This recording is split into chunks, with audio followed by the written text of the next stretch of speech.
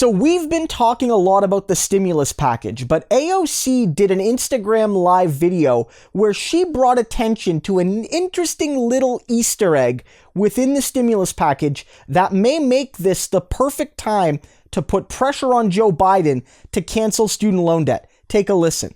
Let's talk about student loans, because I found something very interesting in this bill.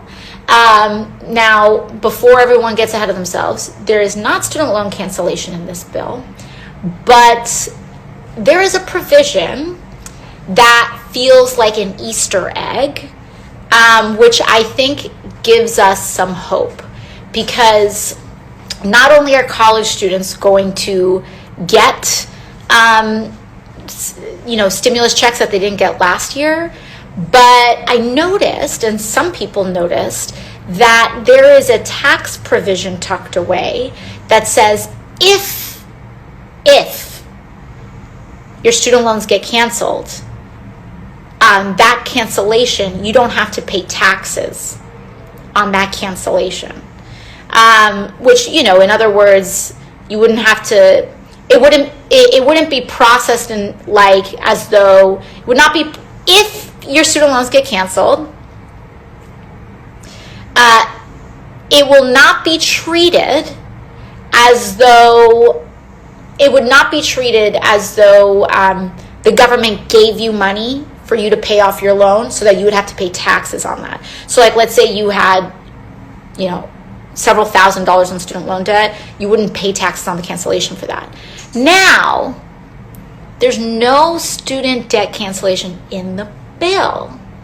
So this provision that's tucked in, I think, tells us, if you care about student debt cancellation, it's go time for you. You need to mobilize, and now is the time to organize, to create the political pressure, because in there, tucked away, is almost like a little, someone's paving the path. And I can't claim credit for that provision. If you want, I can go into some of my specific contributions to this bill as a lawmaker. In fact, I will get into one of those a little bit later, because it's part of money that you can get, additional funds that you can get. But progressives are looking out for you. And by the way, this is the benefit of electing a movement of progressives to Congress, because when there's so few of us, if it's just, and this is the benefit, for example, of expanding the squad, because when there's just 4 of us, there's only so much we can do, right? There's only physically so many amendments that we can introduce, and people will say, why don't you do that? Why don't you do this? Why don't you do that? Because we're human beings with 24 hours in a day. And so when you elect more progressive members to Congress who are not financed by big money, who are not financed by lobbyists, when you pitch in, small dollar donations, you get people who are looking out for everyday working people. And so I didn't have the bandwidth on this, because I was working on unemployment, I was working on adding adult dependents, I was working on FEMA funeral assistance, which we'll get into, but we don't have to rely on one person to do everything.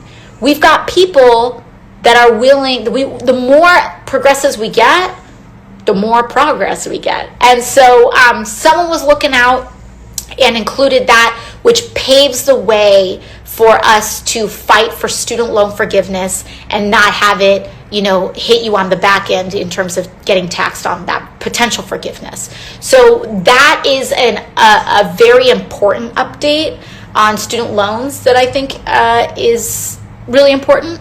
And I think it's good news. I think it's good news, and it's a positive update and progress in the fight on student loans. And so in that 4 minutes or so, I wanted to play you the full clip to give you the context. She basically notes that this is the time to fight for student loan debt cancellation because there isn't any drawback anymore.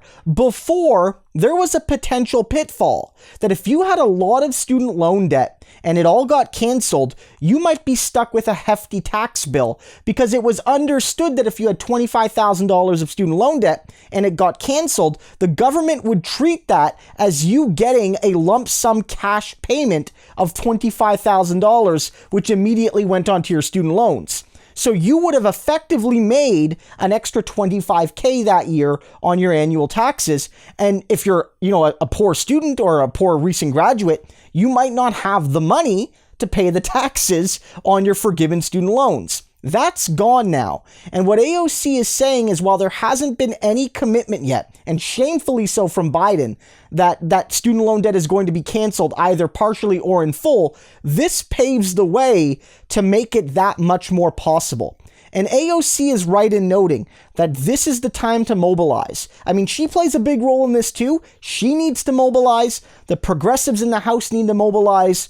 Bernie and Markey and Merkley and Warren and the progressive senators need to mobilize. But if people start pushing this demand now, the policy might actually come. I don't know if Biden's going to forgive the full amount, but he has suggested he'd be willing to give up a partial amount of the student loan debt. And I think this provision is essential because they would never want a scenario where they forgive student loan debt and all of a sudden there's newspaper stories and Fox News stories of people getting this hefty tax bill out of nowhere. So this really could be the little Easter egg that signals that student loan debt cancellation is possible. Now you gotta push for it because if people want their student loan debt canceled, it's gonna come through a fight. Biden needs to know that it's worth spending the political capital on, and young people deserve this, given that without young people, Biden wouldn't be president in the first place.